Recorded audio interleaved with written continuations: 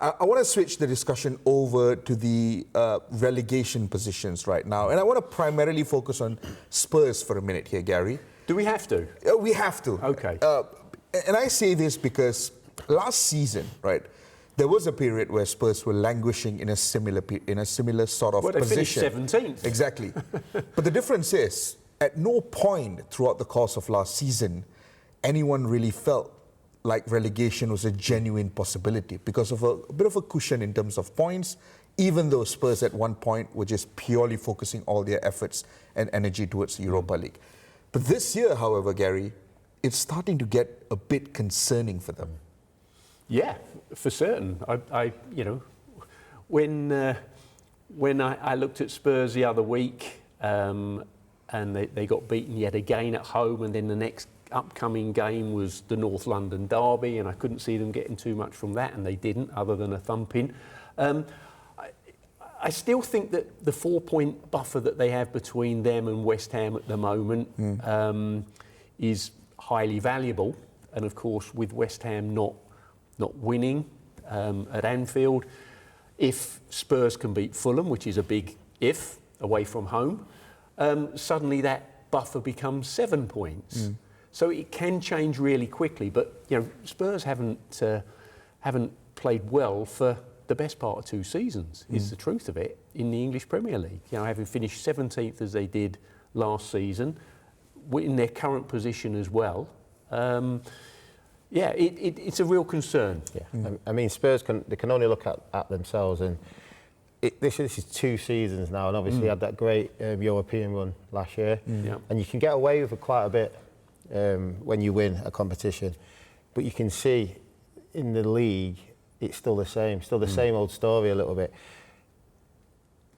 Like you said, one game, they need to win one game to sort of get back on track, and like you said, the difference between 4 and 7 points is massive, especially at this stage. Obviously Liverpool have done them a good favour today, but can the manager get the players up to getting over the line just for that one win, whether it's scrappy, whether they play well? Because if it goes on any longer, they're in serious trouble, and that's where the problem comes. This is where I want to get your thoughts, Gary, on the manager, because sometimes when you get this sort of managerial changes, you expect the interim boss to come in and galvanize the squad, to be the guy that revitalizes their energy, to restore a bit of belief in them, to make the environment a lot more likable as well. Igor Tudor is entitled to do exactly what he needs to do for himself as a manager.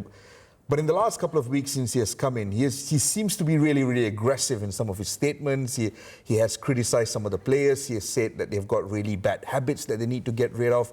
He has said that I'm not going to, mince my words or beat around the bush. I'm going to be absolutely honest about the situation, called it an emergency. Do you think that approach is the right sort of approach that is needed for Spurs at this point? Well, it needs to be. I guess time will tell. I don't think he's been overly outspoken. I think he's just been fairly honest, and he's given his assessment on what he's seen, on what he's found.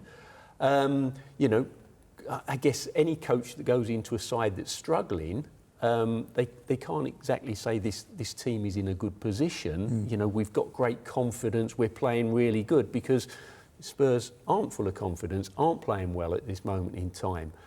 I think the saving grace will be a couple of players coming back. It looks like Pedro Porro's just about available again.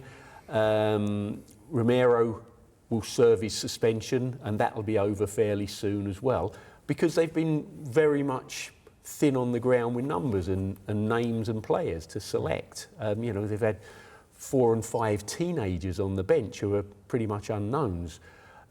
So somehow he's got to pick up results. He's got to get results. He's done it at other clubs previously, but I think where he's been his most honest is where he said recently that even he didn't realise quite how difficult the dilemma was at Spurs at the moment.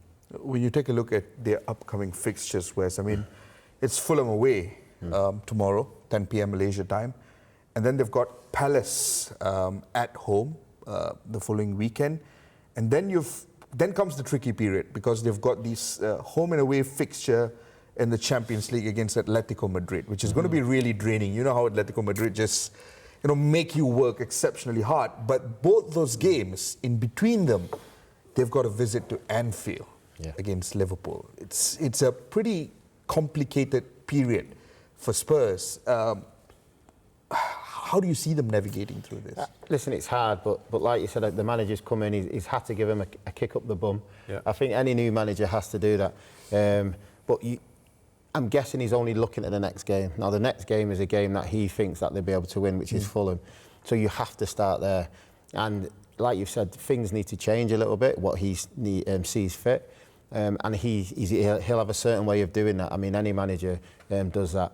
But his main priority will be trying to somehow get a result on the pitch. And he'll feel the best way he can do that is his way. That's what he's been brought in to do. He knows it's going to be difficult, but at the same time, I think once these quality players come back, Romano and Pedro, you can see a little bit more quality there. And I honestly think with them two in the squad, they do bring a lot. Yeah. And they can get results Richarlison has from just come back into the team Yeah. as well, so he's now fit again. So, there's some big name players starting to become available again. Yeah, I mean, just to summarise the Spurs situation before we wrap up, there's a bunch of names coming back, some really big ones as well. Solanke made his return the other day against Arsenal. But when you look at the squad as a whole now, between now and end of the season, if they were to retain their spot in the Premier League, who are some of the names that need to really stand up and play that leadership figure within the team throughout this difficult patch? Well, every single one of them, because you're not successful in the Premier League unless you've got 11 players at it pretty much throughout 90 minutes. I think in the past maybe there was occasions where teams could get away with one or two players a little bit below par, but because of the physicality of the modern day game, I think you need everybody at it. For Spurs to survive, and I do believe they will survive, they've got to become a team. It's not about individuals, it's a real team effort.